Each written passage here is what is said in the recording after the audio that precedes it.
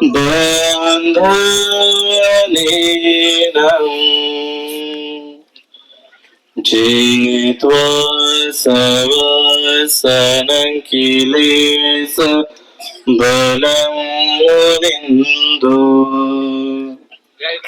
संबोधिनमनगम्म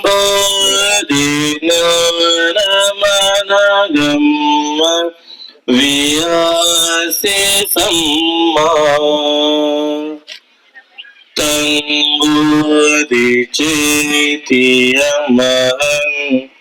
शिरसा नमामि।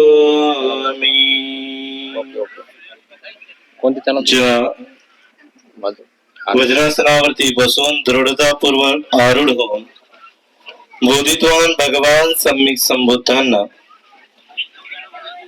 सम्यक संबोधी प्राप्तीचा साक्षात्कार झाला। त्या परम पवित्र बोधिचितीला मी माझे डोके टेकून वंदन करतो। महाकारुणिक तथागत सम्यक संबुद्ध पवित्र त्यांचा सद्धम्म धम्मावर आरूढ असा श्रावक संघ या महान त्रिरत्नांना माझे त्रिवार नमन।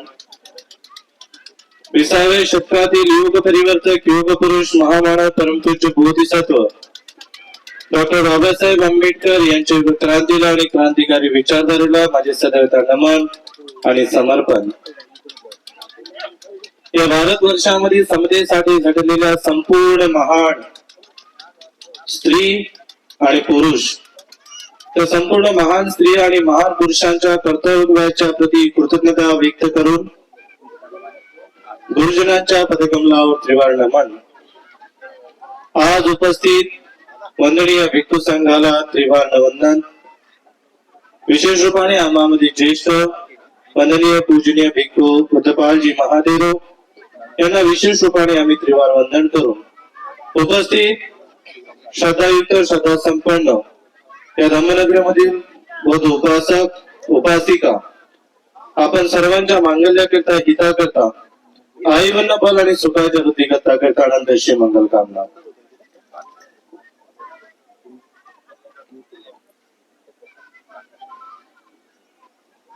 यशोधरा महिला विकास मंडळ व सम्राट अशोक बुद्धविहार समिती व समता सैनिक दल पिंपरी कलगा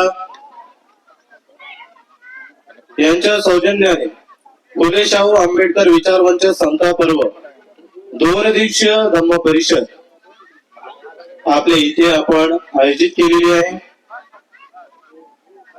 आणि याकरिता आपण मार्गदर्शनाकरिता वंदनीय पूजनीय भिक्खू संघाला आपल्या घरी आपल्या या नगरीमध्ये आपण आमंत्रित केलं धम्म श्रवणाकरिता धम्माचं तत्वज्ञान ऐकण्याकरिता। बौद्ध धम्माची तत्वप्रणाली समाजात प्रस्थापित करण्यासाठी धम्म परिषदेचे आयोजन कसे करावे या प्रश्नावर आज आपण बोलूया। तथागत गौतम बुद्धांनी त्यांचा जो धम्म आहे हा व्यक्तिगत मोक्ष मार्गाला काही दिलेला नाही। केवळ तो व्यक्तिगत मोक्ष मार्गापुरता असेल असं जर आम्ही संबोधित असू तर ते फार चुकीचं आहे। तर तो समता करुणा विवेक सामाजिक न्याय व लोककल्याण यावर सुद्धा आधारित आणि सामाजिक नैतिक व्यवस्था सुअबाधित कशी राहील यासाठी तो खूप मोठ्या प्रमाणात प्रकार आहे। डॉक्टर बाबासाहेब आंबेडकरांनी सुद्धा धम्माला समाजाचं नैतिक परिवर्तनासाठी खूप महत्वपूर्ण मानलेला आहे। कारण तो धम्म हा समाजाच्या मुक्तीचा मार्ग आहे। आजच्या भारतीय समाज जातीयता आजचा जर आम्ही भारताचा विचार केला तर आजच्या भारतामध्ये जातीयता धार्मिक अंधश्रद्धा आर्थिक विषमता नैतिक अधिपतन कौटुंबिक विघटन या समस्यांनी ग्रासलेला आम्हाला संपूर्ण भारत आज पाहायला मिळतो। कुठल्या कुठल्या गोष्टींनी जातीयता जात धर्म पंथ आजही पाडला जातो। आज आम्ही बघू शकतो उदाहरण आमच्या डोळ्यासमोर आहे।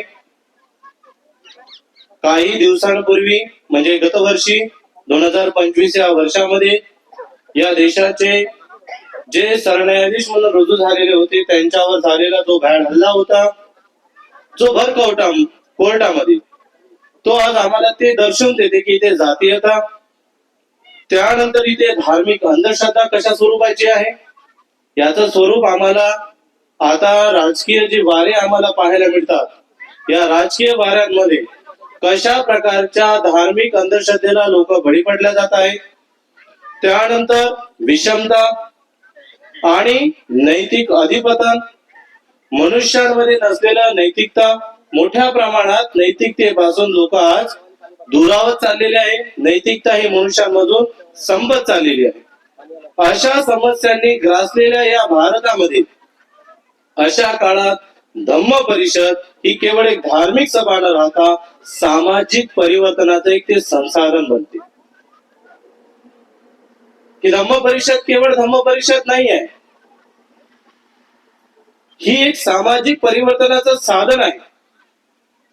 इथे आम्ही भगवान बुद्ध आणि डॉक्टर बाबासाहेब आंबेडकरांच्या धम्मा यांनी जी विचार प्रणाली आमच्या समोर ठेवलेली आहे, ती विचार प्रणाली समाजामध्ये परिवर्तनातही आम्ही कसे निर्माण करू, त्यांचं आचरण आमच्यामध्ये कसं करू, याच्यातून आम्ही इथून बोध घेऊन आम्ही आमच्या जीवनाची सुरुवात इथे करतोय. एवढंच नाही तर डॉक्टर बाबासाहेब आंबेडकर यांनी धम्माला कर्मकांड विरहित, विवेकाधिष्ठ आणि समाज मुक्तीशी जोडले मानले. धम्म परिषद घेण्याची आवश्यकता का असते हे आम्हाला तिथून समजायला लागतं. कारण धम्म परिषद जर नसेल तर अराजकता, विषमता, हिंसा आणि शोषण ग्रस्त समाज हा अधिकच ग्रस्त झाला जातो. त्याच्यामध्ये परिवर्तन घडू शकणार नाही, त्यांना योग्य धम्म आम्ही सांगू शकणार नाही.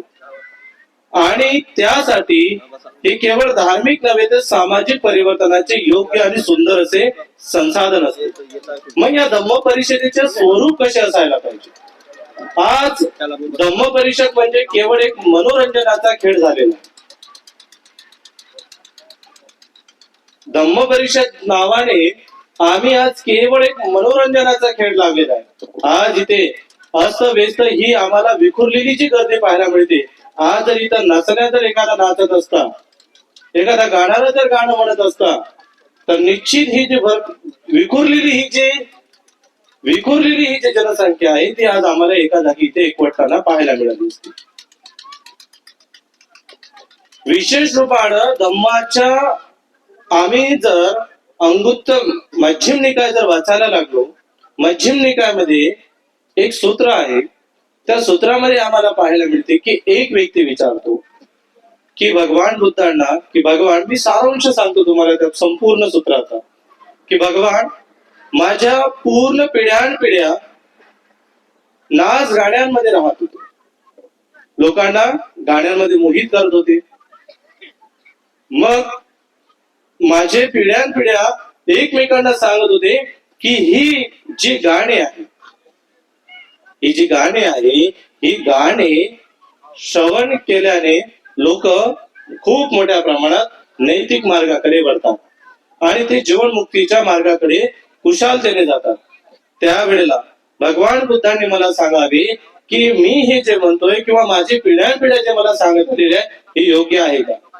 पहिल्यांदा, दुसऱ्यांदा, तिसऱ्यांदा सुद्धा तो त्याचप्रमाणे विचारतो. भगवान बुद्ध त्यावर बोलत नाही. जेव्हा तो पुन्हा चौथ्यांदा विचारतो त्यावेळेला भगवंत म्हणतात, तू जे करतोय ते मात्र लोकांना नैतिकतेकडे किंवा जीवनमुक्तीच्या मार्गाकडे घेऊन जात नाही. तर कुठे? तर हे सर्व अधोगतीकडे घेऊन जाते. अधोगतीकडे कसं घेऊन जाते? अधोगतीकडे घेऊन जाते कारण आम्ही चित्तामध्ये केवळ मनोरंजन जर करत राहिलो, विकारग्रस्त जर चित्त करत राहिलो, तर आम्ही योग्य खरा धम्म आमच्यामध्ये उतरू शकणार नाही. खऱ्या धम्माकडे आम्ही वळू शकणार नाही. आणि खऱ्या धम्माकडे जर वळू शकलो नाही तर आमच्या मधले विकार नष्ट झाले नाही तर आम्ही जीवनमुक्त बनणार तरी कुठं?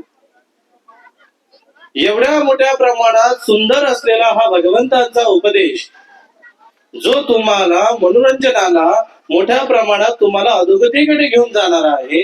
आज आम्ही बघतो की धम्म परिषद बस केवळ नावासाठी धम्म परिषद आहे. वेळ होता भिक्षूंच्या प्रवचनाचा किंवा आज आम्ही श्रवण करतोय किंवा आज इथे आहे तरी किती आणि नंतर येणार तरी किती. केवळ आज आम्ही धम्म परिषद हे मनोरंजनासाठी करायला लागलेला. पैसा गोळा करणे, नाचायला गाण्याला बोलावणे, त्यांच्याकडून तेवढं 2 गाणे म्हणून घेणे. माझ्या गावात मी कोणाला बोलावलं होतं, तो आमच्या गावात येऊन गेला होता, तो आमच्या गावात असं करून गेलेला होता, आमच्या गावात तो आलेला होता. किती आम्ही ताट मानाने सांगतो. पण त्या धम्म परिषदेमध्ये मी धम्म श्रवण काय केलेलं होतं आणि तो श्रवण केलेला धम्म मी कितीपर्यंत माझ्या जीवनामध्ये उतरवला. मात्र याच्यासाठी आम्ही अजूनही त्याच्यापासून फार दुरावलेलो. धम्म परिषदेचे स्वरूप तत्व कसे असले पाहिजे, उद्दिष्ट त्याची स्पष्ट असली पाहिजे. काय आहे या धम्म परिषदेचा उद्देश? आज या पिंपरी कलगाचं हे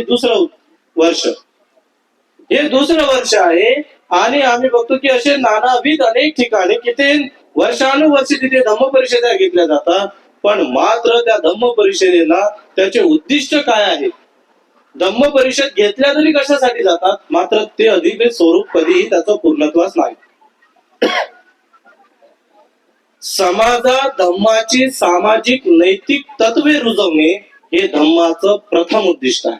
धम्म परिषद जे आम्ही घेतो ना, या धम्म परिषदेचं पहिलं काय आहे, पहिली आमची उद्दिष्ट आहे की समाजात धम्माची सामाजिक नैतिक तत्वे रुजवणे. सामाजिक नैतिक तत्वे जर रुजवले नाही तर आम्ही मात्र त्याप्रमाणे होऊ शकणार नाही. आपण बघतो ना, एका गायकाने हे का नाही, आपण आता गायकांच्या हिशोबाने जरी घेतलं तर तुम्हाला जर बोलायला लागलं तर एक गाव आहे, एक ओढ आहे. तत्वाची जाण असती बिन डोक लोक नसते. काय? तत्वाची जाण असती बिन डोक लोक नसते, सारे चलन तयांचे ते रोक ठोक असते. जे आज आमचं नाही, कारण सामाजिक तत्वांचीच जाण नाहीये. सामाजिक तत्वापासून आम्ही फार विखरून गेलेलो आहोत आणि सामाजिक तत्वांच्या पासून आम्ही फार लांब गेलेलो आहोत. कारण आमच्या धम्म परिषदेचं पहिलं प्रमुख उद्दिष्ट जे आहे की समाजात धम्माची सामाजिक नैतिक तत्व प्रणाली रुजवणे, त्यापासून मात्र आम्ही दूर आहोत. आणि त्यामुळे आज आम्ही बिंडोक होत चाललो. बिंडोक म्हणजे कशी? बिंडोक म्हणजे अशा प्रकारचे की आम्हाला अजूनही धम्म कळलेला नाही. गौरव धम्माचा आमच्या ठाई अधिकही नाही. बस तो धम्म आहे, ते नावाखाली फक्त धम्म द्यावा लागतो, कारण ते दिला नाही तर लोक आम्हाला पैसे देणार नाही, बस तेवढ्यासाठी. दुसरं उद्दिष्ट आहे अंधश्रद्धा, जातीयता, विषमता यावर विवेकाधिष्ठताने टीका केली पाहिजे. आता मला सांगा, एवढ्या मोठ्या प्रमाणात धम्म परिषद तुम्ही पहिल्यांदा घेतली, आता हे तुम्ही दुसरी धम्म परिषद घेतात. किती लोक आहे की जे अंधश्रद्धापासून दूर आहे?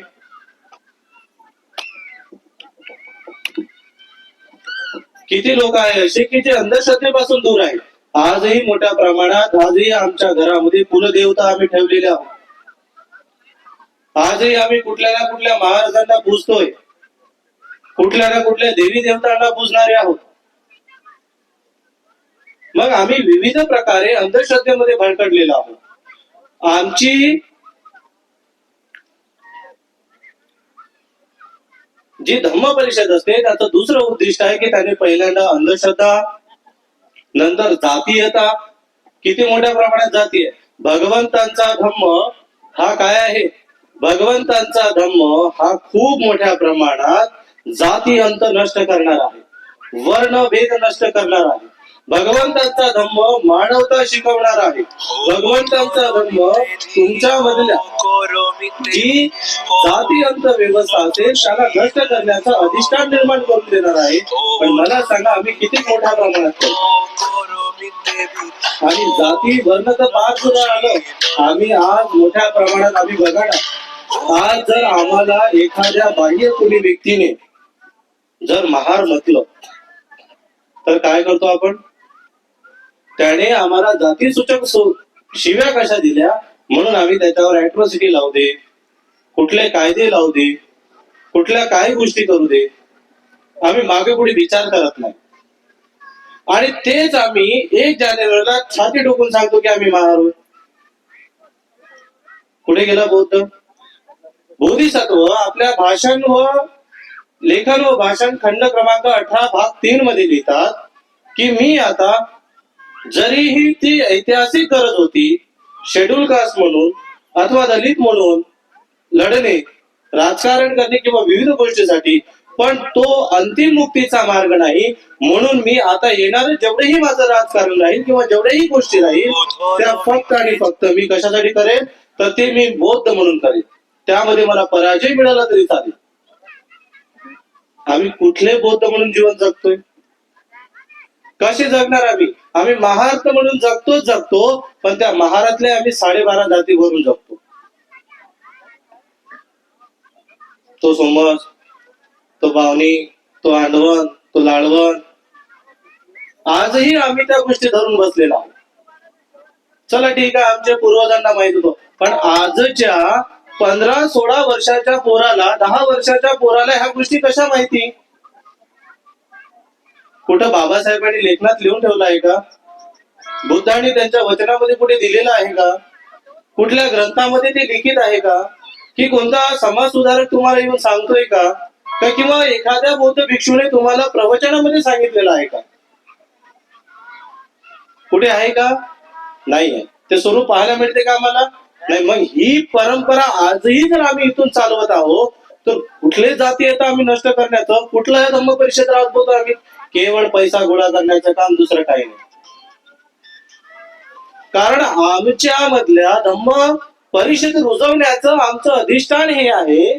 उद्दिष्ट आमचे स्पष्ट असले पाहिजे. पहिलं उद्दिष्ट आमचं जे सांगितलं ते की समाजात धम्माचे आणि सामाजिक नैतिक तत्वे रुजवणे. दुसरं की अंधश्रद्धा, जातीयता. अरे आमची आमची जात आम्ही सोडली नाही. आजही आम्हाला मुलगा जर सोमत असेल तर पोरगी बावणी चालत नाही, पोरगा बावणी असेल तर मुलगी सोमत चालत नाही. आम्हाला राजकीय गोष्टीमध्ये आजही त्या गोष्टी चालत नाही. अरे तो सोमस मध्ये तालीम मत देता का? अरे तो बावणीला तालीम मत देता, तो आडवण्याला तालीम मत देता का? आजही आमची इथून विखुरलेली आणि विषमता असलेली आणि वसका ब्राह्मणासारखी असलेली अवलाद आजही आमच्या समाजामध्ये अशा गोष्टी पुरवतात. या धम्म परिषदेचे उद्दिष्ट पूर्णत्वात जाणार तरी कुठून? या धम्म परिषदेचं महत्व काय? की जातीयता नष्ट करणे. हे केव्हा नष्ट होईल? जेव्हा सर्वप्रथम आम्ही आमच्या मधले जे भेदभेदांतर आहे ते नष्ट करू. ते नष्ट केल्यानंतर जेव्हा आम्ही एक बौद्ध म्हणू, आणि बौद्ध बनल्यानंतर जेव्हा मग आम्ही सर्व व्यापक बनू. कारण भगवंतांचा धम्म हा विशिष्ट समूहापुरता मर्यादित नाही आहे. भगवंतांचा धम्म विशिष्ट जाती सूचक पुरता मर्यादित नाही आहे. भगवंतांचा धम्म हा व्यापक आहे. तर कुठल्या एका जाती धर्म पंथाचा नाहीये. बहुजन हिताय बहुजन सुखाय, बहुजनांच्या हितासाठी, बहुजनांच्या सुखासाठी आहे. त्या बहुजनांपैकी आम्ही तो धम्म स्वीकारला आणि आमचं आम्ही उद्धार करून घेतलेला. त्यांनी करावं आणि त्यांनी त्यांचं कल्याण करून घ्यावं. हा व्यापक दृष्टिकोन जेव्हा आम्ही आमच्यामध्ये रुजवू, तेव्हा आम्ही जातीयता नष्ट करायला लागू. तेव्हा कुठे इथली जातीयता नष्ट व्हायला लागेल. आणि आम्ही आमच्याच मधल्या भेदभेदांतर नष्ट केल्या नाही तर जातीयता इथून नष्ट होणार तरी कुठून? धम्म परिषदेचे उद्दिष्ट आहे की एक की जातीयता त्याची नष्ट असल्यावी. त्यानंतर समता, विषमता. जी आता मी तुम्हाला बोलत होतो, विषमता नष्ट झाली पाहिजे. आमच्यामध्ये मैत्री असली पाहिजे.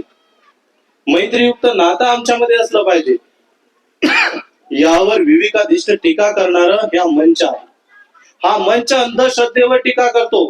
हा मंच जातीयता नष्ट करण्यासाठी टीका करतो.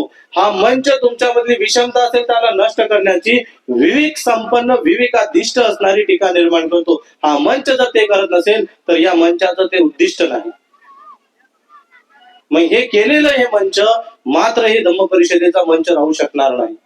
हा धम्म मंच नाही. हा व्यापक दृष्टिकोन साधणारा मंच नाही. हा एक विशेष समूहचक असलेला मंच आहे. त्यानंतर तिसरा, लोकशाही, संविधानिक मूल्ये व मानविक अधिकार यांची त्याने सांगड घालून दिली पाहिजे. भगवंतांचा धम्म हा लोकशाहीशी संलग्न. भगवंतांच्या समकालीन ही राजशाही होती. आणि राजेशाही असताना सुद्धा भगवंतांनी कशा प्रकारे राजाने सुसुडीत आपलं जीवन चांगलं असलं पाहिजे, जेणेकरून राज्य सुरळीत राहील, त्याचं सुंदर असे नाना प्रकारे उपदेश भगवंतांनी दिलेले आहे. लोकशाही जोपर्यंत टिकून राहणार नाही तोपर्यंत काही होऊ शकत नाही. आणि लोकशाहीला टिकून राहण्यासाठी तुमच्या संविधानिक मूल्यांसमवेत नैतिक मूल्ये, तुमचे मानवी अधिकार, धम्माची सांगड त्याच्या समवेत असणे अत्यावश्यक आहे. कारण धम्माची सांगड नसेल आणि कितीही कुठल्या गोष्टी सांगण्याचा आम्ही प्रयत्न केला तर होऊ शकत नाही. सर्वोत्तम पुरुष त्यालाच भगवंतांनी म्हटलंय जो स्वतः सोबत इतरांचं कल्याण करतो. जो स्वतःचं तर कल्याण करतोच करतो पण सोबत इतरांचंही कल्याण करतो, त्याला भगवंतांनी सर्वोत्तम पुरुष म्हटलेला आहे. जो फक्त स्वतःचं कल्याण करतो त्याला नाही, जो फक्त दुसऱ्यांचं कल्याण करतो त्यालाही नाही म्हटलेला आहे, जो कोणाचंच कल्याण करत नाही त्यालाही नाही. भगवंतांनी म्हटलं जो स्वतःच्या प्रगतीसोबत दुसऱ्यांचीही प्रगती करतो त्याला भगवंतांनी सर्वोत्तम पुरुषाची भूमिका दिलेली आहे. आणि ही भूमिका तेव्हा निर्माण होईल जेव्हा त्याच्यात काही धम्म येईल. म्हणून लोकशाही, संविधानिक मूल्य आणि मानवाधिकार याची तो सांगड धम्माशी घालून देतो, हा तो मंच आहे. ही प्रमुख 3 उद्दिष्टे आमच्या धम्म परिषदेची असायला. या 3 हेतू अनुरूप धरून जर तुमचा धम्म परिषद नसेल तर तुम्ही केवळ आणि केवळ मान सन्मानार्थ आणि आमचा गाव कसा व्हावा याकरिता ही परिषद घेतलेली आहे, अन्यथा बाकी काही नाही. स्पॉन्सर करणाऱ्यांनी स्पॉन्सर केला कारण त्याला मोठं व्हायचं आहे, पैसा गोळा करणाऱ्यांनी पैसा गोळा केला कारण त्याला पैसा पाहिजे, बाकी काहीच घेणं देणं नाही. जर आमची उद्दिष्ट या स्वरूपाची, या धम्म मंचाची नसेल तर, या परिषदेची नसेल तर, परिषदेत समावेश असायला पाहिजे. परिषदेमध्ये भिक्षू भिक्षुणी सोबत कामगार असो, महिला असो, युवक विद्यार्थी सर्व असले पाहिजे. आज किती युवक विद्यार्थी इथे आहे? ज्याप्रमाणे आज महिला इथे आलेल्या आहेत, ज्याप्रमाणे इथे पुरुष आलेले आहेत, आम्ही आमच्या मुलांना सुद्धा हक्काने इथे घेऊन यायला पाहिजे होतं. आमच्या मुलाला इथे आणायला पाहिजे होतं. कारण तो जर इथे राहणार नाही तर उद्याची चळवळ सांभाळणार कोण? हे म्हातारे सांभाळेल, जे आज संपणार आहे ते सांभाळेल चळवळ. आम्ही आमच्या मुलांवर जोपर्यंत हे सर्व समावेश आहे, ही परिषद केवळ एका विशिष्ट समूहापुरती नाही आहे, त्यानंतर विविध भाषा, प्रांत, जाती धर्मातील लोकांचा सुद्धा याच्यामध्ये सहभाग कसा होईल याच्याकडे आम्ही वाटचाल केली पाहिजे. आम्ही धर्म परिषद म्हटली की फक्त बौद्ध, बाकी संबंध नाही. पण यामध्ये कुठलाही जाती, धर्म, पंथ, वर्ण, भाषेचा व्यक्ती असेल तो याच्यामध्ये असला पाहिजे. तो सर्व समावेश आमची धम्म परिषद असली पाहिजे, तर त्याच्याकडे तर आम्ही धम्म जाईल. त्यानंतर मंचावर स्त्री पुरुषाच्या समतेचे प्रतिनिधित्व निर्माण असले पाहिजे. विषयाची रचना कशा प्रकारे असली पाहिजे? धम्म परिषद घेतो पण त्या धम्म परिषदेमध्ये विषय नसतात. विषयाची थीम कशी असली पाहिजे त्याचं काही घेणं नसते, बस ते धम्म परिषद करायची आहे म्हणून केली जाते. तर पहिले तर धम्म परिषद म्हणजे काय? जिथे विचारांचा विचार प्रदान केले जातात, जिथे संवाद केला जातो. धम्म परिषद असेल तर जिथे धम्माचं तत्वज्ञान लोकांमध्ये रुजवण्याचं काम केलं जातं. आणि रुजवण्यासाठी काय केलं पाहिजे? तर मग पहिल्यांदा त्याला 4 सत्य आम्ही इथे सांगण्याचा तो अंग असला पाहिजे. म्हणजे वैयक्तिक मानसशास्त्री, सामाजिक विश्लेषण त्याच्यामध्ये असली पाहिजे. अष्टांगिक मार्ग, त्याच्या अंतर्गत न्याय, अर्थव्यवस्था व नैतिक राजकारण त्याच्या ठाई उत्पन्न कसं होईल याच्याकडे वाटचाल केली पाहिजे. संविधान, धम्म आणि विज्ञानाची संलग्न अशी त्रिसूत्री धारा इथे असली पाहिजे. आणि आधुनिक भांडवलशाही तृष्णा यावर धम्म हा उपाय कसा आहे हे असे मूलभूत विषय या धम्म परिषदेमध्ये असायला पाहिजे. कारण आधुनिक भांडवलशाही सुद्धा मोठ्या प्रमाणात मनुष्याला दुःख निर्माण करून देणारी आहे. आणि ही आधुनिक भांडवलशाही मनुष्यामध्ये जे दुःख निर्माण करून देते आहे याच्यावर केवळ उपाय एकमेव काही असेल तर ते धम्म आहे. हा धम्म त्याच्यामध्ये कसा रुजवता येईल याच्याकडे आम्ही वाटचाल केली पाहिजे. या धम्म परिषदेची पद्धत केवळ प्रवचन नव्हे तर संविधान, संवाद, प्रश्न उत्तरे आणि कार्यशाळा असली पाहिजे. युवकांसाठी त्याप्रमाणे तिथे कार्यरत असणाऱ्या काही घटना असल्या पाहिजे. स्थानिक प्रश्नावर धर्माधिष्ठ कृती आराखडा असला पाहिजे. आज या गावचे स्थानिक प्रश्न काय, आज या स्थानिक लोकांचे प्रश्न काय याचीच माहिती नाही. आणि जो येतोय तो मोठे मोठे प्रवचन ठोकतोय, भाषण ठोकतोय आणि निघून जातो.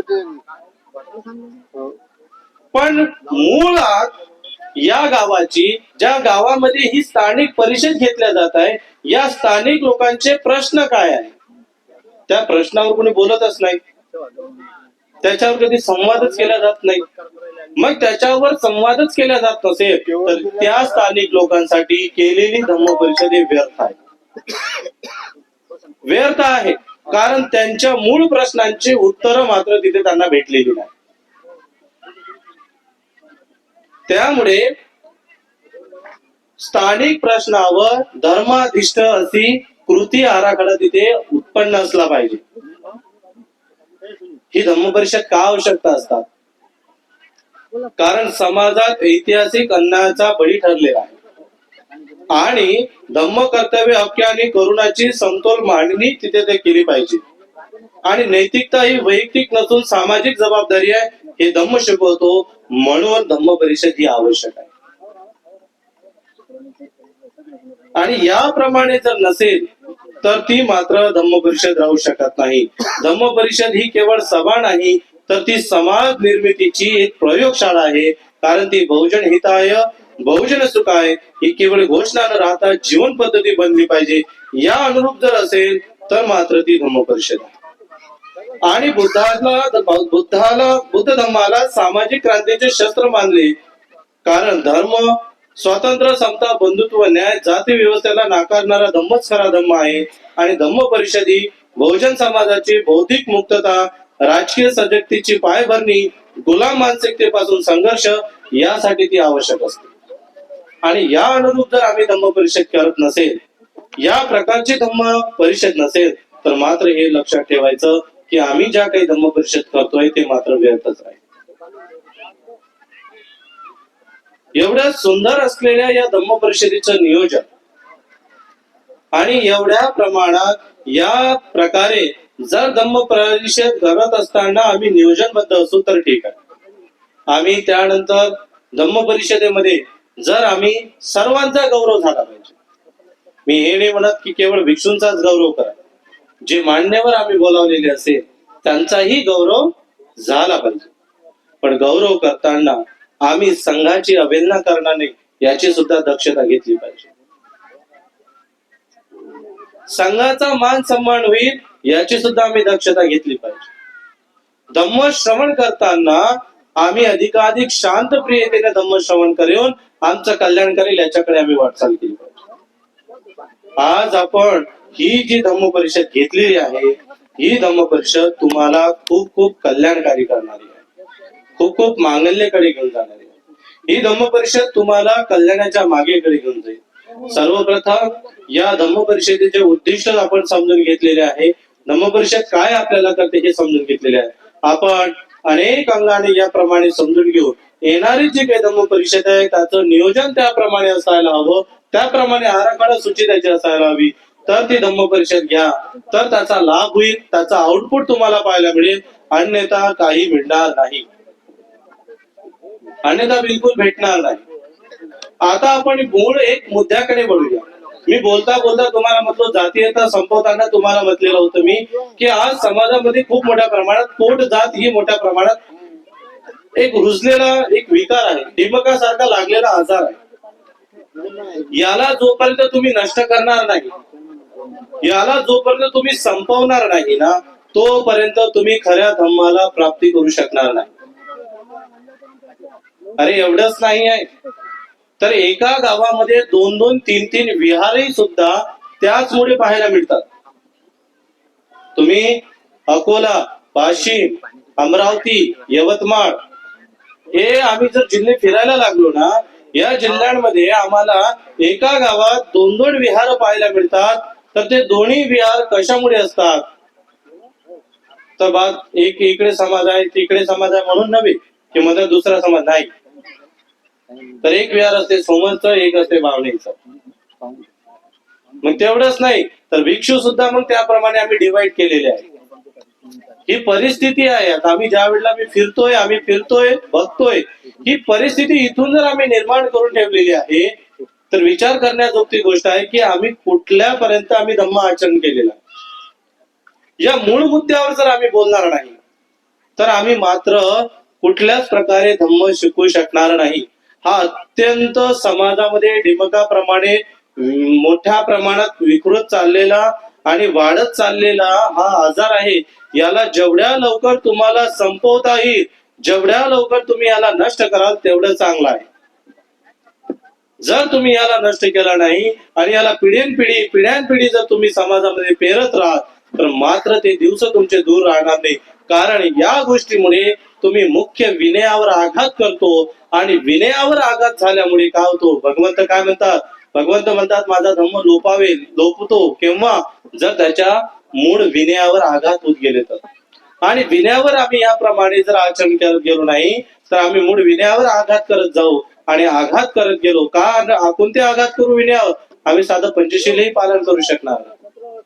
त्यामुळे आपण आपल्या जीवनामध्ये योग्य त्याप्रमाणे खऱ्या या धम्माला आम्ही समजून घेतलं पाहिजे आणि त्याला आमच्या जीवनामध्ये अधिकाधिक उत्कृष्टरित्या कसं आम्हाला आचरण करता येईल त्याच्याकडे आम्ही वाटचाल केली पाहिजे. खचून जायचं काम नाही. समाज काय इतरत्र म्हणेल त्याचं काय घेणं देणं नाही. आम्ही आमच्या जीवनात या गोष्टी रुजवणार नाही, आम्ही आमच्या जीवनात या गोष्टी पालन करणार नाही. आमच्या सराउंडिंग मध्ये जर या घटना घडत असेल तर त्याला आम्ही नष्ट करू आणि त्याला आम्ही पाळणार नाही. ही संकल्पना घेऊन, हा संकल्प घेऊन जर तुम्ही इथून बाहेर निघत असाल तर मात्र या धम्म परिषद आयोजकांनी आणि तुम्ही आलेले साफल्य आहे, नाहीतर हे संपूर्ण धम्म परिषद व्यर्थ. ही संपूर्ण धम्म परिषद व्यर्थ आहे जर तुम्ही इथे एक कुशल नैतिक व्यापक असा संकल्प घेऊन तुम्ही इथून गेले नाही तर. भगवंतांच्या धम्मामध्ये संकल्पाला खूप महत्व आहे. हे संकल्प कल्पोकल्पापर्यंत तुमच्या संग्रहित राहतात.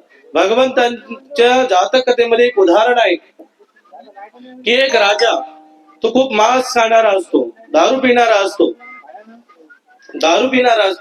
तो म्हणतो की त्याच्या नगरामध्ये एक व्यक्ती असतो की तो कधीच दारू पित नाही.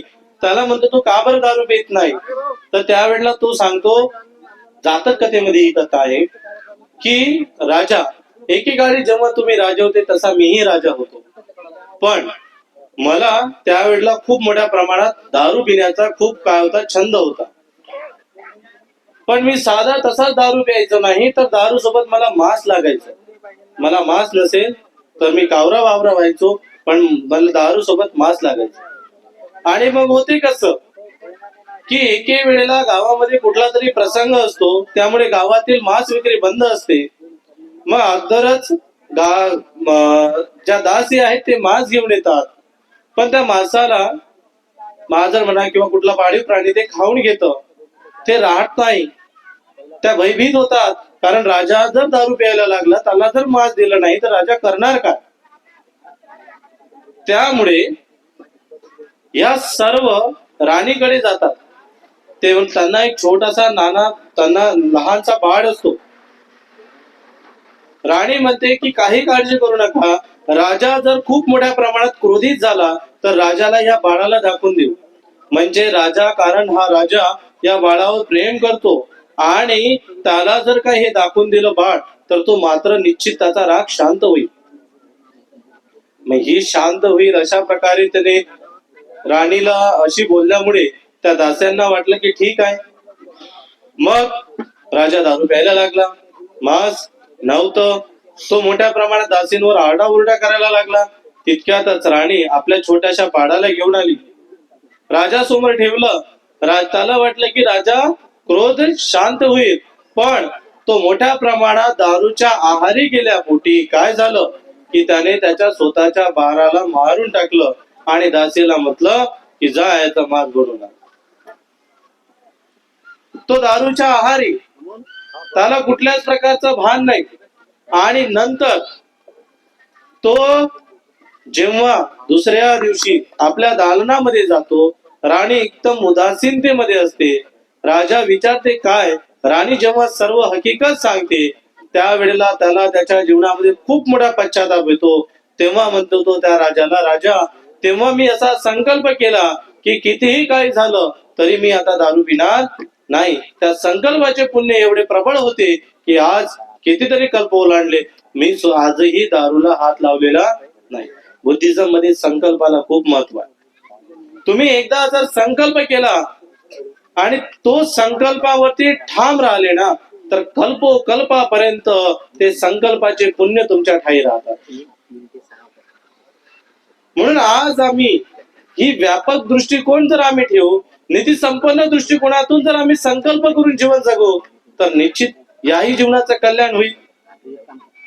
येणाऱ्या जीवनाचं बघितलं गुण पण किमान पक्षी जो आम्हाला जन्म लाभलेला आहे त्याचे तर आम्ही कर्म सुधरवले पाहिजे. किच्छो मनुष्यपडी लाभो किच्छं नच्चाण जीवितम. फार दुर्लभ आहे मनुष्याचा जन्म मिळणं, फार दुर्लभ आहे मनुष्याचं जीवन जगणं. हा दुर्लभ मनुष्याचा जन्म आज आम्हाला लाभलेला असेल. कल्पोकल्पाचे पुण्यकर्म हा काय कुठल्या देवाचे करणीनं किंवा कुठल्या नवसाने मिळालेला नाही तर तुमच्या संग्रहित असलेल्या पुण्याने, तुमच्या व्यक्तिगत पुण्याने तुम्हाला हा लाभलेला आहे. आणि बायोलॉजिकली तुम्ही जन्माला आलेले आहात तर विचार करा, हा दुर्लभ असा जन्म तुम्हाला लाभलेला आहे. एवढी सुंदर अशी गती तुम्हाला लाभलेली आहे, एक्झिस्टन्स तुम्हाला लाभलेला आहे. याला मूर्खाप्रमाणे बालिश प्रमाणे आम्ही घालवता कामा नये. आम्ही आमच्या जर या गोष्टी जर आम्ही समजून घेऊ आणि आम्ही जर एकमेकांमध्ये वाटून घेऊ ना तर आम्ही तुम्हाला सांगतो समाजामधला असलेला जो संघर्ष आहे तो मात्र संघर्ष संपून जाईल. काय होऊन जाईल? तो संघर्ष संपून जाईल आणि तो संघर्ष संपून जाईल आणि संपूर्ण एक होईल.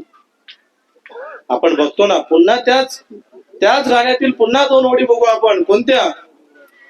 सद्भाव एकतेचे जर अंतरात असते, सद्भाव एकतेचे जर अंतरात असते, चुकले कुणीच नसते, सारेच एक असते. आणि ही सद्भावना आमच्यामध्ये नसल्यामुळे आम्ही आज एकतेमध्ये नाही, एकात्मता आमच्या ठाई नाही, आम्ही विखुरलेले आहोत. आणि त्यामुळे आमच्यावर कोणी येतो आणि राज्याकडून आम्ही बाहेर पडतो. आज आम्ही या सत्तेच्या बाहेर आहोत कारण आज आम्ही स्वतःच मोल लावून ठेवलेलं आहे, स्वतःची भाव आम्ही करून ठेवलेला आहे, किंमत जी आहे आम्ही लोट लावत. आम्ही आमच्या नैतिकतेला जोपासलं पाहिजे, सदाचरणाला जोपासलं पाहिजे, समितीच्या मार्गाला आम्ही समजून घेतलं पाहिजे. समता, स्वतंत्र, बंधुत्व, न्यायाने परिपक्व असलेला हा धम्म, या चार स्तंभाला आम्ही आमच्या जीवनामध्ये कसं उतरवू याच्याकडे वाटचाल केली पाहिजे. आणि याला जपवत असताना आम्ही हे चार स्तंभ भिक्खू, भिक्खुनी, उपासक, उपासिका हे चारही स्तंभ एकजुटीने कसे राहू याच्याकडे आम्ही वाटचाल केलं पाहिजे. कारण हे जर एक समन्वय चालणारे नसेल, एकाने चालेल तर मात्र जमणार नाही. हा धम्मचा गाडा समोर जाऊ शकणार नाही, तो मात्र तिथेच थांबेल आणि हा व्यापक दृष्टिकोन इथे संपुष्टात यायला लागेल. ह्या धम्म परिषदेचे उद्दिष्ट तेच आहे की धम्म परिषद केवळ आमच्या गावाचं नाव मोठं व्हावं, आम्ही लोक मोठे व्हावं आणि चार लोक नाही. इथे बाहेरचे येतील, धम्म श्रवण करतील, त्यांचं कल्याण करतील, निघून जातील. पण ही धम्म परिषद विशेष रूपानं या गावासाठी आहे, स्थानिक लोकांसाठी आहे. स्थानिक लोकांच्या प्रश्नांचा आराखडा कृती निर्माण करून आम्ही जर त्या विषयानुरूप जर धम्म परिषद करू तर निश्चित समाजामध्ये परिवर्तनाचे वादळ आम्हाला पाहायला मिळेल. आज कुठल्याच प्रकारच्या धम्म परिषदेमध्ये एक स्थानिक लेवलचा जो प्रश्नावली असेल त्या प्रश्नावलीच्या कृतीचा आराखडा नसतो आणि तो आराखडा नसल्यामुळे ते प्रश्नांवर कधी बोलल्या जात नाही आणि त्या प्रश्नांवर बोलल्या जात नसल्यामुळे आज आम्ही बघतो की समाजामध्ये परिवर्तनाचे वादळ आम्हाला पाहायला मिळत नाही. इथे खूप येतील, चार पुस्तकं वाचले म्हणून तो धम्मदर झाला आणि खूप विद्वान झाला असं नव्हे. किती मोठी प्रज्ञा असेल आणि त्या प्रज्ञेला जर नैतिकतेची जोड नसेल तर ती फुकाची आहे. पिसाळलेला कुत्रा बरा, पिसाळलेल्या कुत्र्या समवेत त्याला उपमा दिलेली आहे. जसा कुत्रा रक्षणदार जबाबदार प्राणी आहे, पण जर का तो पिसाळला, विकाराने ग्रस्त झाला तर तो स्वतःसोबत इतरांना हानिकारक आहे. तोच प्रमाणे खूप प्रज्ञावंत झाले पण नैतिकता शून्य असेल तर मात्र नैतिकता काय असेल शून्य असेल तर मात्र मग काय आहे, त्याची प्रज्ञा ही त्याच्यासोबत दुसऱ्यांना घातक आहे. देवदत्ताचं उदाहरण आहे. धम्म त्यालाही माहिती होता, पण अधम्माचं जीवन जगणारा होता. स्वतःसोबत कितीतरी लोकांचं त्याने अमंगल साधलं. त्यामुळे आम्ही आमचं जीवन कल्याणकारी ठेवलं पाहिजे. आणि सोबतच एक गोष्ट मी खूप मोठ्या प्रमाणे सांगू इच्छितो की आम्ही एक उपासक म्हणून धम्म परिषद जर आयोजित करत असू तर एक आम्ही उपासक म्हणून आयोजित करत आहोत. आणि उपासक हा कसा असला पाहिजे? उपासक हा असला पाहिजे 10 गुणांनी. त्याचे बुद्धाच्या प्रती श्रद्धा असली पाहिजे, धम्माच्या प्रती श्रद्धा असली पाहिजे. बुद्धो सद्धो होती, धम्मो सद्धो होती, संघो सद्धो होती. तिन्ही रत्नाच्या प्रती त्याच्यामध्ये श्रद्धा असली पाहिजे. त्यानंतर आर्यांना प्रिय असलेल्या अशा त्या उपोषक व्रताचं त्याने पालन करणार असलं पाहिजे. जसा आज उपोषक दिन होता नाही का, त्या व्रताचं त्याने पालन करणार असलं पाहिजे. त्यानंतर तो मोठ्या प्रमाणात कमी आजारी असला पाहिजे. त्याच्या चित्तामध्ये कुठल्याच प्रकारचा लोभ, द्वेष, मत्सर, ईर्षा वृत्ती नसली पाहिजे, क्रोध नसला पाहिजे. तो धम्म कथिको बहुश्रुत असला पाहिजे, त्याला धम्म माहिती असला पाहिजे. धम्म कथिको तो धम्म सांगणारा असून त्याचं जीवन इतरांसाठी काय असलं पाहिजे, प्रेरणा देणार असलं पाहिजे, प्रज्ञावान असला पाहिजे आणि शील संपन्न असला पाहिजे. अशा 10 गुणांनी जर युक्त असेल तर तो उपासक आहे. पण आज आम्ही त्याप्रमाणे करतो का? आयोजनामध्ये बघतो आम्ही ना त्याची बुद्धाच्या प्रती श्रद्धा आहे, ना त्याची धम्माच्या प्रती श्रद्धा आहे, ना त्याची संघाच्या प्रती श्रद्धा आहे. आणि त्याचा धम्म कथिको त्याचं जीवन इतरांसाठी प्रेरणादायी नाही. आज इथं खूप मोठ्या प्रमाणात धम्म सांगतात आणि तिकडे जाऊन दारू पितात, मोठ्या प्रमाणात पार्ट्या करतात, मोठ्या प्रमाणात गुटखा खातात, नाना प्रकारचे विकार, नाना प्रकारचे शोक करतात आणि एकीकडे धम्माचं काम करतात. हा होईल का उपासक? एकीकडे तो मोठ्या प्रमाणात करतोय, एकीकडे तो धम्माचं मोठं गौरव करतोय आणि दुसरीकडे काय करतोय, पुड्या खातो, तंबाखू खातो, दारू पितो, पार्ट्या करतो, विकारग्रस्त राहतो. नाही. अरे उपोषक भगवंतांनी अंगुत्तर निकायामध्ये दशक निपातामध्ये अंगुत्तर सुत्त दिलेलं आहे. या सुत्ताचा मी आशय तुम्हाला दिलेला आहे की अरे उपासक कोणाला म्हणावं. इथं भिक्कवे अरे उपासको होती. कोणते उपासक होते म्हणतात भगवंत? भिक्षुंनो, या 10 गुण ज्याच्यामध्ये असेल तो एक उपासक बनतो. हे गुण जर तुमच्यामध्ये नसेल तर तुम्ही उपासक बनणार नाही, आणि उपासक बनले नाही तर हा व्यापक दृष्टिकोन तुमच्यामध्ये येणार नाही, आणि तुम्ही हे जे काही जेवढं थोटांग करताय हे सर्व आणि सर्व व्यर्थ राहील. फक्त आणि फक्त गोळा करणे, मचवणे आणि संपून जाणे, नाच गाणे आणि तमाशामध्ये आम्ही तुडुंब राहू आणि आमचं स्वतःचं अमंगल साधून घेऊ. आमचं काहीच कल्याण होणार नाही. आम्हाला जे विपरीत आहे तो आउटपुट आम्हाला भेटणार नाही. या जर आम्हाला आउटपुट भेटला नाही तर मात्र निश्चित आमचं त्या परिषदेचं आयोजन हे मात्र शून्य प्राय आहे. ते आयोजन शून्य आहे हे मात्र समजून घेतलं पाहिजे. उपासक, मी तुम्हाला पुन्हा सांगतोय की जो जो आयोजक करतो आणि जो जो तुम्ही इथं निष्ठावंत प्रवचन करायला जर कोणी बोलावत असाल, जो जो तुम्ही जसं तुम्ही आता भिक्षूंच्या परीक्षा घेता ना, की भिक्षू बरोबर आहे का नाही, भानगड करते का नाही, तो शील संपन्न आहे का नाही, कशी परीक्षा घेता का नाही, त्याचप्रमाणे आम्ही ज्या कुठल्या वक्त्यालाही बोलावत असो तर त्यालाही सुद्धा परीक्षा संपन्न करून बोलावा की तो या उपासकामध्ये पडतो का नाही. इकडे सांगत असेल तुम्हाला सोरा मेरे मज्ज पमाद ठाणा वेरमणी, आणि इथून गेल्या गेला तो दारू पित असन, तंबाखू खात असन, पुड्या खात असन. इकडे सांगत असेल तुम्हाला व्यभिचार करू नका, तिकडे तो परस्त्री परपुरुष गमन करणारे असेल, मात्र ते व्यर्थ आहे. आम्ही कोणाला बोलतोय त्याच्याकडे सुद्धा आम्ही एक लक्षपूर्वक ठेवलं पाहिजे. बस त्याने आम्हाला पैसा दिला म्हणून बोलायचं नाही. विकणारे आम्ही नाही. जो विकला जातो तो गुलामीतून कधी मुक्त होत नाही, हे मात्र लक्षात ठेवा. 4 लोक बसले तरी चालेल, तळवाचा मंडप पडला तरी चालेल, पण मात्र स्थानिक मुद्द्यांवर आणि आमच्या परिवर्तनासाठी असणारे मुद्दे जर इथं घेतल्या जात नसेल तर ती परिषद काही कामाची नाही.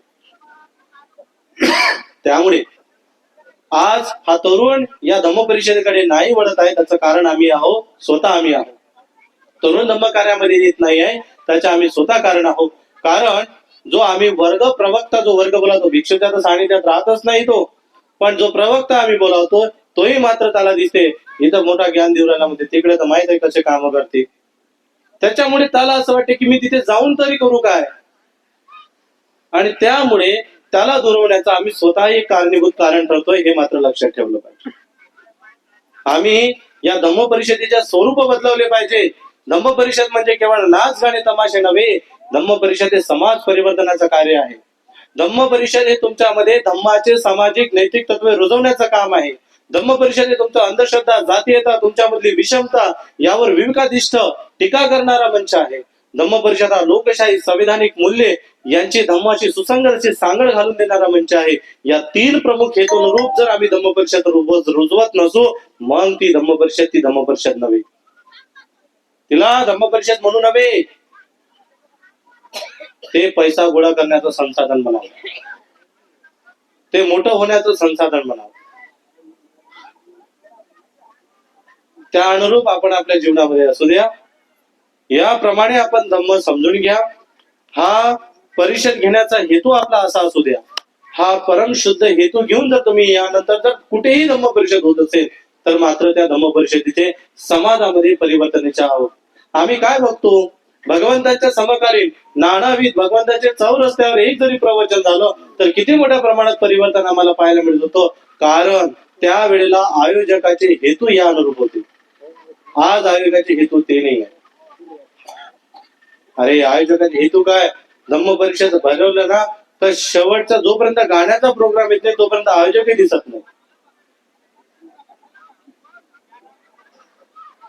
मग तो बाकीचा मरते काय, जाते काय, येते काय, उठते काय, काय घेतलं नाही. तो गाणेवाला आला की तो तुम्हाला ठोमक्या लावला इथं समोर दिसला, तोपर्यंत आयोजकही दिसत नाही. आणि त्याचं नाव घेतलं नाही तर मग तो बोलला राहा, मग भांडण.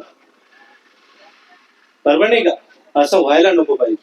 तुम्ही धम्म परिषदेला याप्रमाणे अनुरूप करा, तरच तुमच्या धम्म परिषदेची साफल्यत आहे, तर तुम्ही करत असलेले संपूर्ण कार्य सुंदर आहे. तुम्हाला एवढा सुंदर असा संघ मिळतो. श्रमणाच्या दर्शना, श्रमणाचे दर्शन मिळणे फार दुर्लभ आहे आणि ते खूप दुर्लभ असल्यानं श्रमण संघ जर तुम्हाला दिसत असेल तर ते खूप पुण्य आहे, ते खूप मंगल आहे. 38 मंगलापैकी एक मंगल आहे. आणि एवढा मोठा संघ जर तुमच्या ठाई असेल तर किती मोठी ही पुण्याची गोष्ट आहे की तुमच्या गावाचं किती पुण्य लाभ आहे. आणि एवढं असल्यानंतर आम्ही अभागी बनलो नाही पाहिजे. आम्ही अभागी बनणार नाही याच्याकडे वाटचाल केली पाहिजे. तर सर्वप्रथम तुम्ही इथे संकल्प घेतला पाहिजे की यानंतर जे कुठली आम्ही धम्म परिषद घेऊ ती धम्म परिषदेचे आमचे 3 मुख्य उद्दिष्ट राहील. कुठले? पहिलं की आम्ही काय करेल, आम्ही आमच्या धम्म परिषदेमध्ये त्याचं उद्दिष्ट पहिलं राहील की धम्माचे सामाजिक नैतिक तत्वे समाजामध्ये रुजवण्याचा आम्ही प्रयत्न करू. काय करसाल? प्रयत्न करसाल की नाही? हो की नाही? जोराने बोला, हो की नाही? आवाज नाही आला. हो की नाही? नक्की. आणि त्यानंतर दुसरं, अंधश्रद्धा, जातीयता, विषमता यावर विवेकाधिष्ठ टीका तो मंच करतोय की नाही, हे जर करत नसेल तर मात्र ती धम्म परिषद नाही. तो टीका करत असेल, ते टीका करेल याचं आम्ही आयोजन केलं पाहिजे. आणि लोकशाही, संविधानिक मूल्ये याची धम्माशी सुसंगता कशी आहे त्याचे सांगड घालून देण्याची विचार प्रणाली आम्ही इथे ठेवली पाहिजे. या अनुरूप आम्ही धम्म परिषद राबवावी. त्याच्या आराखडा असावा. स्थानिक लोकांचे जे प्रश्न आहे ते प्रश्न त्या धम्म परिषदेमध्ये उभे असावे आणि त्या प्रश्नांवर ते बोल असायला पाहिजे. म्हणजे लोकांमधला धम्माच्या प्रती असलेला जो गैरसमज आहे, ज्यामुळे धम्म लोक आचरण करत नाही, तो त्यांच्यामधला निघून जाईल आणि लोक धम्माच्याकडे वळायला लागेल. आणि धम्म हा खूप मोठ्या प्रमाणात कल्याणकारी आहे आणि तो तुमच्यामध्ये येऊन तुमच्यामध्ये एक समाज परिवर्तनाचं काम घडायला लागेल. त्या अनुरूप आपण आपलं जीवन जगावं, त्यानुरूप आपलं कार्य करावं. आणि आयोजक कसा असावा यासाठी सांगितलं की त्याने बुद्धाच्या प्रति श्रद्धा, धम्म परिषद जर म्हटली त्याची बुद्धाच्या प्रति श्रद्धा असावी, धम्माच्या प्रति श्रद्धा असावी, संघाच्या प्रति श्रद्धा असावी, आर्य उपोषित व्रताचा तो पालन करणारा असावा, अल्प बाधिक तो असायला पाहिजे, अल्प आजारी तो असावा, त्यानंतर शील संपन्न असावा, प्रज्ञावंत असावा, बहुश्रुत असावा, त्याला धम्म मोठ्या प्रमाणात माहिती असला पाहिजे. नाही तर आम्ही बोलताना तर खूप मोठ्या प्रमाणात आयोजन करतो पण धम्माचा अ ब कडही आम्ही सांगू शकत नाही, तेवढं नसलं पाहिजे. धम्माचंही त्याने आयोजन करताना तो बहुश्रुतही तो असला पाहिजे. त्यानंतर त्याच्या चित्तामध्ये कुठल्या प्रकारचा राग, द्वेष, लोभ, मोह, मत्सर नसायला हवा. तो रिड्यूस कसा होईल थोडा थोडा त्याच्याकडे त्याने वाटचाल करायला हवी. आणि त्यानंतर त्याचं जीवन इतरांसाठी प्रेरणा देणार असलायला हवं. हे सर्वात महत्वाचं. नाही तर धम्म परिषद आयोजन करतोय नाही का, आता आयोजक आता बोलायला काही पाहिजे नाही आपण. काय तर धम्म परिषद आयोजन करतोय आणि एकीकडे गुटखा खाऊन आणि एकीकडे भोंदेजी पाहिजा चला ना जेवण करायला, नाही का, असं नसायला पाहिजे. बरोबर नाही का? चला बसा वरत, नाहीतर दारू पिऊ नाही. त्याचं जीवन आम्ही धम्माच्या प्रवाहामध्ये आलो ना तर तुमचं जीवन इतरांना प्रेरणा देणार असलं पाहिजे. आम्ही काय बघतो म्हणते अश्वजित जेव्हा परिवर्जित झाले जीवनमुक्त त्या अवस्थेला शांत चारिका बघता बघता काय झाला, सारीपुत्र त्यांच्याकडे प्रभावित झाला आणि ते श्रोतापन्न अवस्थेला झाले. त्यांची चर्या बघता बघता ते तर प्रवचित नव्हते पण त्यांची चर्या बघून मोगलायन हे सुद्धा एक ग्रस्त होता. त्या चर्येचा प्रभाव त्याच्यावरती एवढा पडला की तो सुद्धा जीवनमुक्त बनला. तुमचं जीवन इतरांना प्रेरणा देणार असलं पाहिजे. ते परिवर्तन आहे. दरेकाने दरेकाला दीक्षा द्यावी म्हणजे काय करावं याप्रमाणे आम्ही इतरांना प्रभावित करण्याचं आमचं जीवन इतरांना प्रेरणा देणारं कसं ठरू याच्याकडे आम्ही वाटचाल करणे ही त्यातील एक पाऊल आहे. तेच म्हणजे पूर्ण दरेकाला दरेका नव्हे. ते पाऊल आम्ही कसं आमच्यामध्ये उतरू याच्याकडे वाटचाल करावी हवी. हे एवढंच मी तुम्हाला सांगू इच्छितो. या अनुरूप जर तुम्ही धम्म परिषद राबवत असाल तर राबवा बाबू हो. अन्यथा पैसा गोळा करणं आणि धम्माच्या नावानं काही खपून घालणं हे मात्र करणं बंद करा. याने केवळ मनोरंजन होते, परिवर्तन होत नाही. केलेला खर्च पूर्ण व्यर्थ आहे, आउटपुट मात्र शून्य आहे.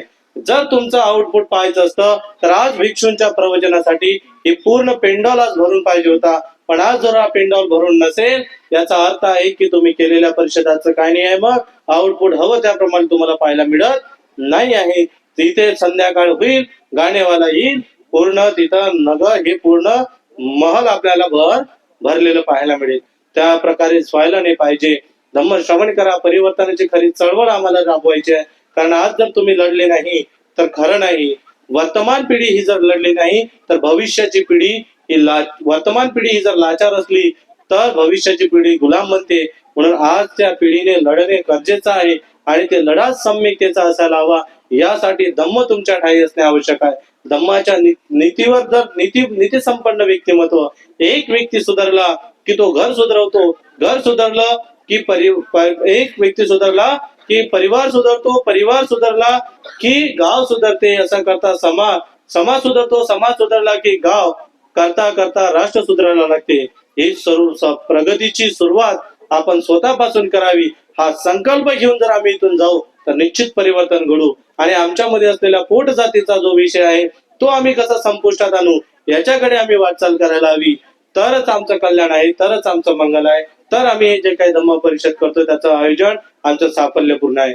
एवढे वरिष्ठ भिक्षू अजून सुद्धा आहे, ते सुद्धा बोलणार आहे. ते सुद्धा तुम्हाला मौलाचं अत्यंत मौलिक असं मार्गदर्शन तुम्हाला करेल, धम्म तत्वज्ञान तुम्हाला देईल.